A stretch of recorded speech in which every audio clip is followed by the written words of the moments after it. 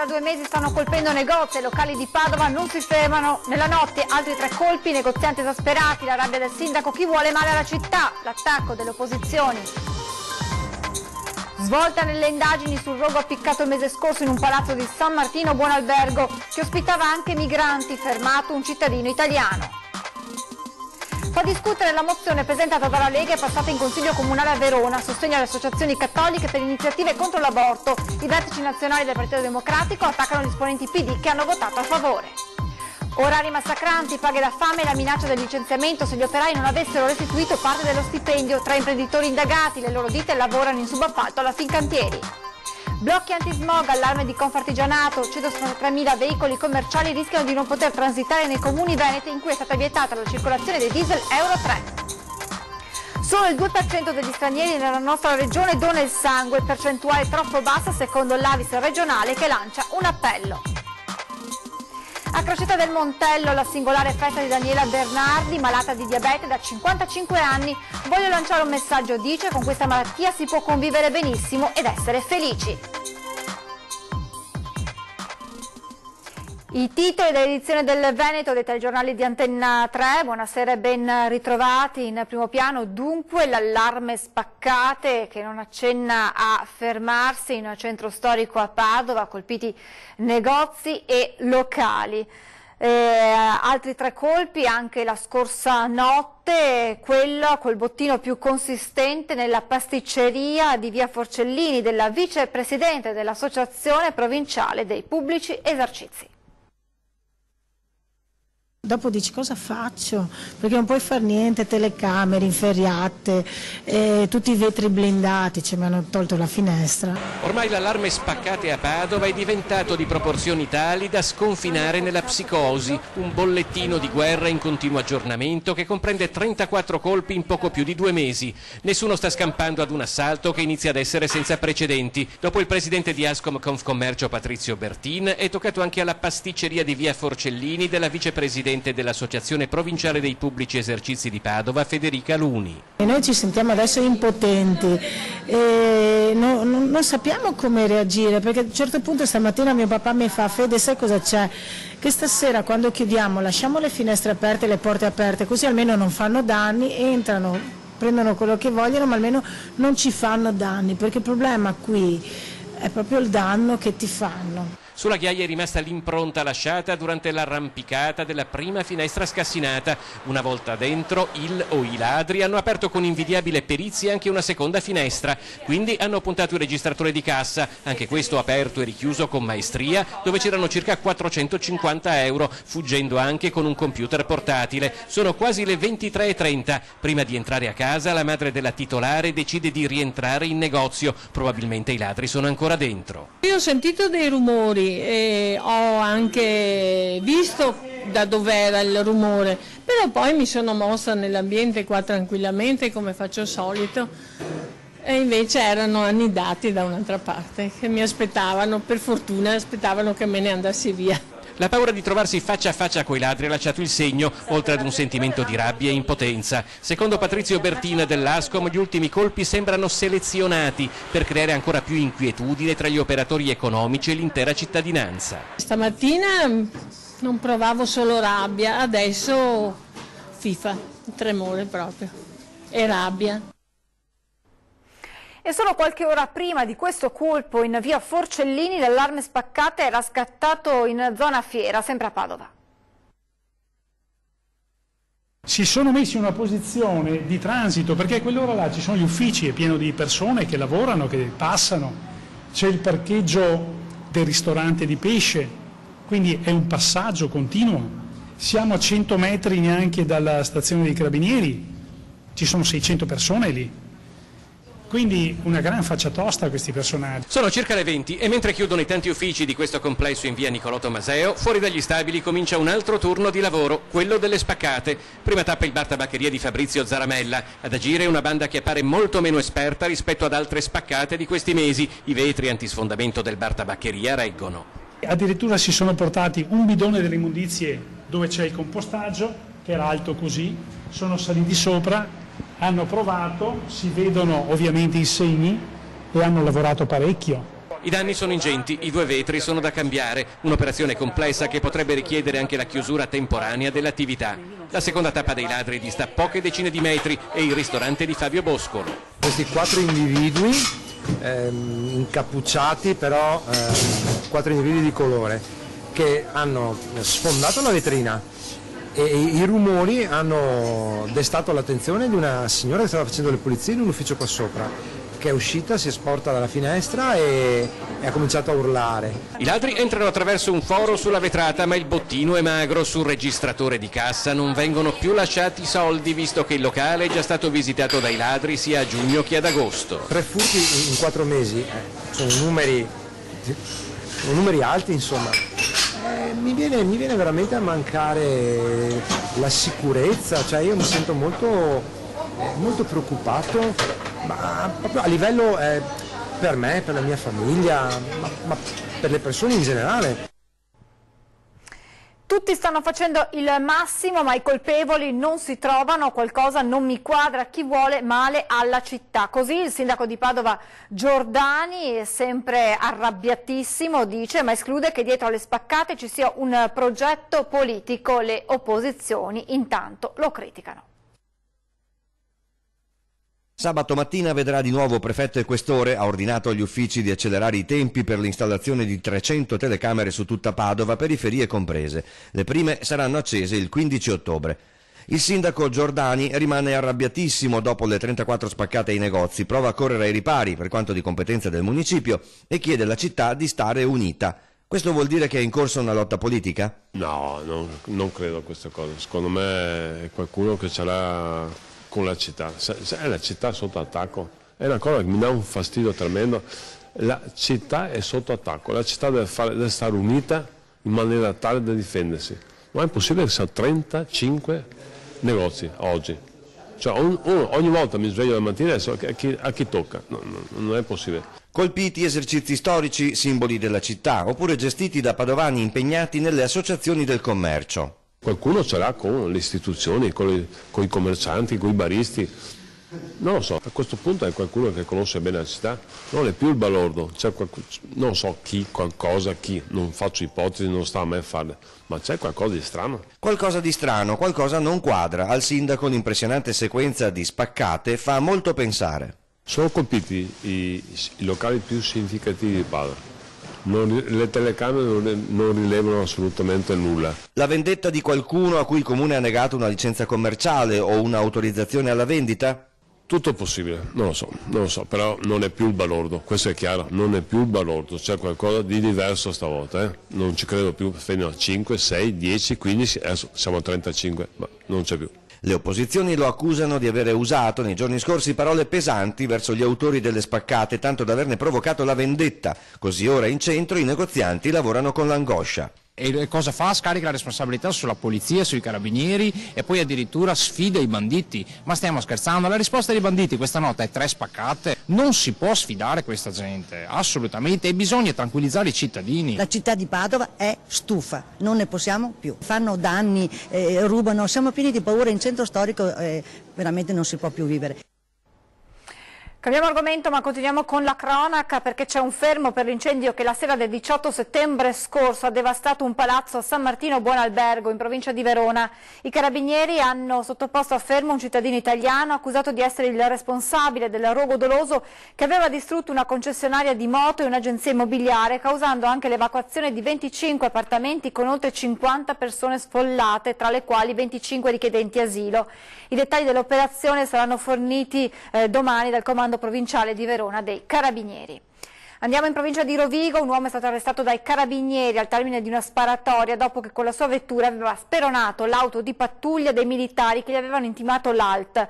A finire in manetta è stato uno straniero nordafricano. La pattuglia dei Carabinieri ha incrociato una Volkswagen Golf all'Oreo, Golf che di fronte all'alta ha accelerato speronando l'auto di servizio. A quel punto il capopattuglia è uscito dall'abitacolo e ha sparato alcuni colpi contro la macchina del fuggitivo, che è sceso e è fuggito a piedi, venendo però poco dopo bloccato e ammanettato. Da una perquisizione è emerso che l'uomo trasportava un quantitativo non precisato di cocaina.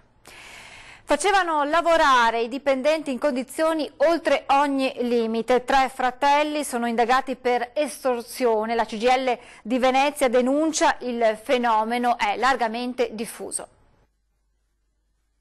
Erano costretti a lavorare con orari massacranti, niente malattia né ferie, le paghe troppo basse rispetto alle ore di servizio e parte dello stipendio da restituire alle società sotto minaccia di licenziamento o di una mancata assunzione. 3 fratelli bengalesi titolari di 2 società che lavorano in subappalto alla Fincantieri di Marghera sono stati iscritti nel registro degli indagati per estorsione. Un fenomeno molto diffuso nel territorio, commenta la CGIL.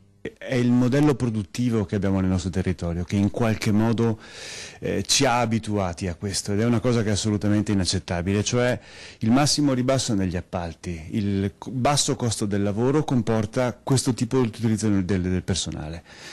Stiamo assistendo sempre di più a questo tipo di fenomeni che, ahimè, non riguarda solamente questo sito, insomma, riguarda un po' l'interezza del territorio, ma a questo si collegano condizioni di lavoro inaccettabili, lunghezza dei tempi di lavoro e sicurezza sul lavoro.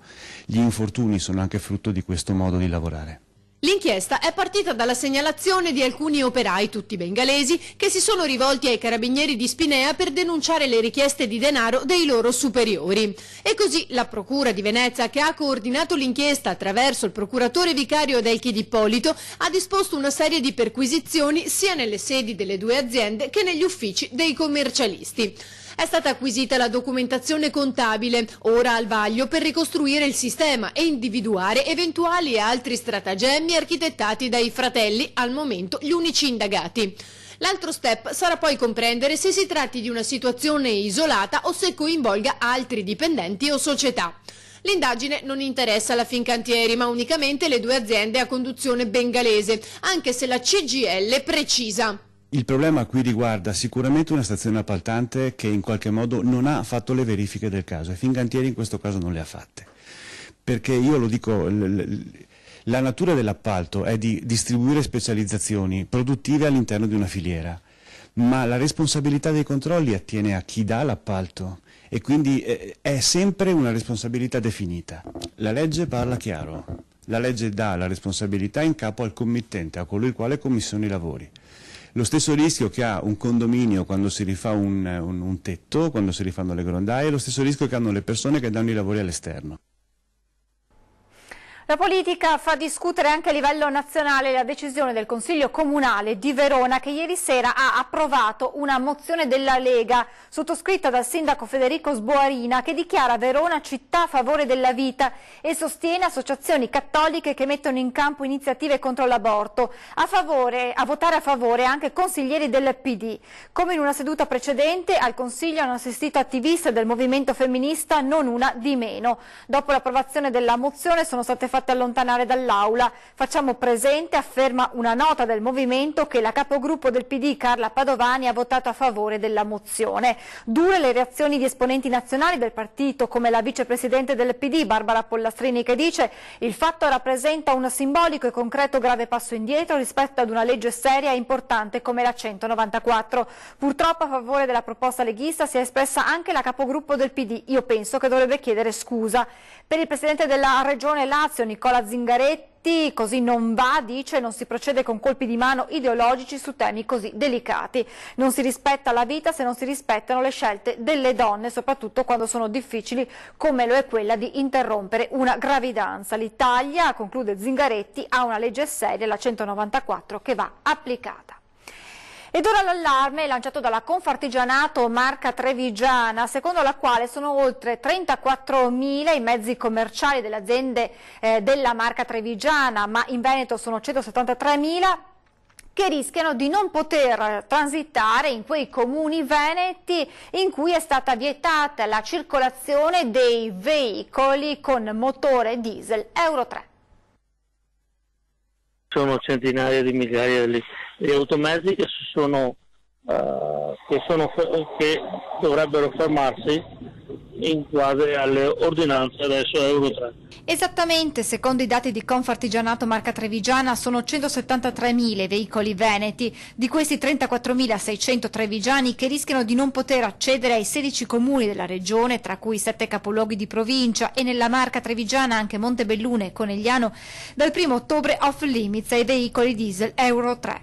Sono quelli che fanno la distribuzione, che sia che non hanno fatto tanta strada, tanti chilometri, e pertanto sono ancora in auge alle società. Voglio dire trasporto carburanti, voglio dire le betoniere, voglio dire autoboti frigo, camion gru. Adesso con questa normativa, questi automezzi che noi consideravamo a posto per il trasporto, questi automezzi non potranno più circolare. Questo in seguito all'accordo di programma sottoscritto dalle regioni Veneto, Emilia Romagna, Piemonte e Lombardia per la qualità dell'aria, poi tradotto nelle delibere comunali. Il provvedimento, spiega Confartigianato, interessa tutte le imprese che in modo diverso per svolgere la loro attività si spostano. Inevitabilmente, spiegano dall'Associazione degli Artigiani, si avranno un allungamento dei tempi di consegna delle merci e dei costi di trasporto. Adesso avremo dei buchi nella distribuzione. Il Veneto, contrariamente alla Lombardia, non ha fatto una politica di incentivi per tempo per riuscire a cambiare eccetera.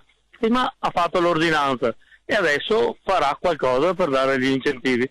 Quindi ci troviamo tutte le aziende impreparate a questo cambiamento. Per Confartigianato 2 le strade che le aziende potranno imboccare. Chi avrà la forza cambierà i mezzi. Chi non ha la forza per cambiare i mezzi cosa farà? Smetterà di fare il lavoro. Da qui l'appello alla regione di Confartigianato. Noi chiediamo che ci sia una politica di incentivi per riuscire a quelli che vogliono riuscire a cambiare i mezzi, quindi una buona politica di incentivi. La seconda cosa, rivedere le ordinanze. Ci fermiamo adesso per qualche minuto di pubblicità. Restate con noi, a tra poco.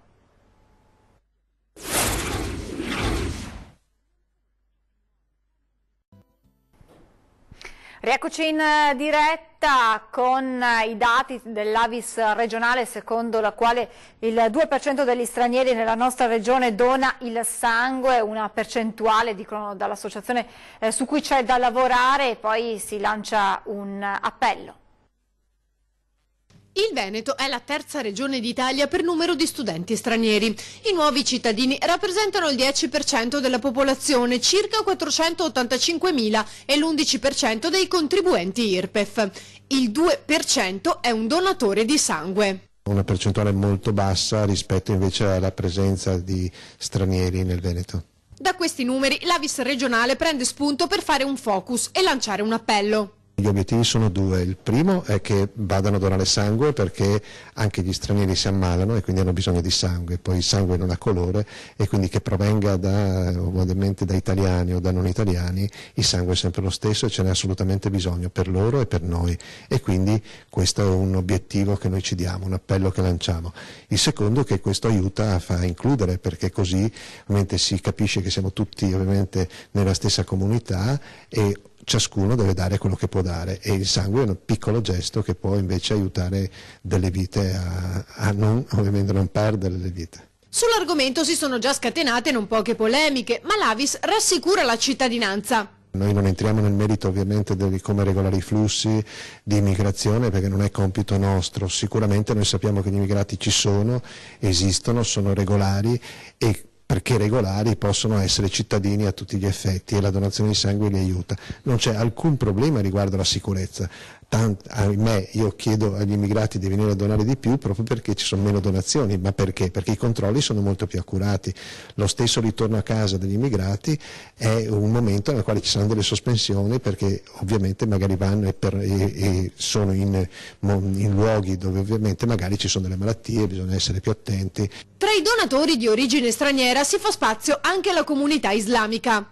Ci sono diversi anni che abbiamo avuto degli incontri nei nostri centri culturali e nelle moschee con le Avis regionali, locali, che spiegano e ci chiedono di partecipare a queste donazioni. Adesso andiamo in provincia di Treviso, al Ciano del Montello, per conoscere la signora Daniela Bernardi, che ha deciso di festeggiare un anniversario particolare, i suoi 55 anni di vita con il diabete. è da festeggiare, perché sì, sono qui, e anche per i diabetici novelli, futuri, perché insomma 55 anni di diabete, ne ho 59 e insomma mi sembra ancora di ragionare bene e star bene. Daniela Bernardi, 59 anni, di Ciano del Montello, ex parrucchiera, ora in pensione, il prossimo 14 ottobre festeggerà insieme ad amici e parenti i suoi 55 anni con il diabete e le 80.200 dosi di insulina salvavita. La torta per questo anniversario speciale è già stata ideata, verrà creata sulla falsariga di questo cartellone, pensato dalla stessa signora Daniela con l'aiuto del marito, al posto delle candeline gli aghi delle iniezioni di insulina che ha conservato. Di sicuro sono di più, perché durante il giorno qualche volta c'è qualche correzione, ma io ho contato quelle basali. È di legno, deve durare tanto, perché dopo devo fare la festa anche di 100 anni di diabete. Allegria contagiosa la sua, una grande voglia di vivere, perché, dice la signora Daniela, nonostante il diabete nei miei 59 anni ho fatto quello che volevo. Ricorda ancora bene quando le venne diagnosticata la malattia, era il 9 ottobre del 63 e lei aveva appena 4 anni. Avevo tanta sete e allora bevevo dalla damigiana, perché ho bevuto l'acqua dei piattini delle piante. Insomma, alla fine ho bevuto sulla damigiana e a lei una bella sbornia, 3 giorni di coma, e lì mi hanno diagnosticato a Castelfranco, l'ospedale Castelfranco, il diabete. Dopo 3 giorni di coma la bimba si riprese. Ecco le foto di allora con la piccola Daniela vestita con il saio che la signora conserva ancora di Sant'Antonio, al quale la mamma aveva fatto un voto. Furono altri gli episodi nei quali la signora cadde in coma diabetico, riuscendo sempre a riprendersi e a ricominciare.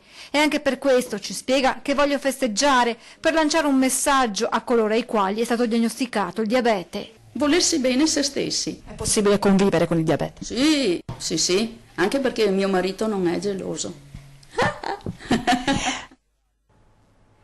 Vi ricordo l'appuntamento con 20:10, ospiti in studio questa sera Dimitri Coin, deputato della Lega, e Silvano Piazza del Partito Democratico.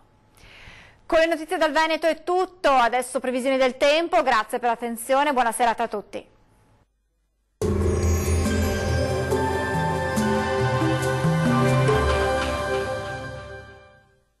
Ben ritrovati al meteo. Non cambia il tempo sulle nostre regioni, ci attende una domenica piuttosto instabile. Nel dettaglio sul Veneto avremo molte nubi sin dal mattino, con piogge e temporali diffusi un po' su tutti i settori. Dal pomeriggio qualche schiarita in più a partire dalle province meridionali, entro la serata fenomeni in cessazione su tutto il territorio regionale. Temperature minime tra 14 e 17 gradi, massime comprese invece tra 19 e 23 gradi circa. Vediamo ora che tempo farà sul Friuli Venezia Giulia. Poche novità, anche sulla nostra regione dominerà il maltempo. Il cielo sarà molto nuvoloso con fenomeni temporaleschi piuttosto frequenti, specie nella prima parte della giornata. Poi, col passare delle ore, qualche schiarita soleggiata in più. Temperature minime tra 15 e 16 gradi, valori massimi oscillanti invece tra 18 e 19 gradi circa. Vediamo infine la situazione meteorologica del Trentino Alto Adige. Non cambia di molto la previsione, molte nubi sin dal mattino con piogge a macchia di leopardo possibili un po' su tutti i settori, alternati a qualche pausa più asciutta e anche soleggiata. Migliorerà ovunque entro la nottata. Temperature minime sui 14 gradi, massime comprese invece tra 21 e 23 gradi. Dal meteo di Antenna 3 è tutto, arrivederci al prossimo aggiornamento.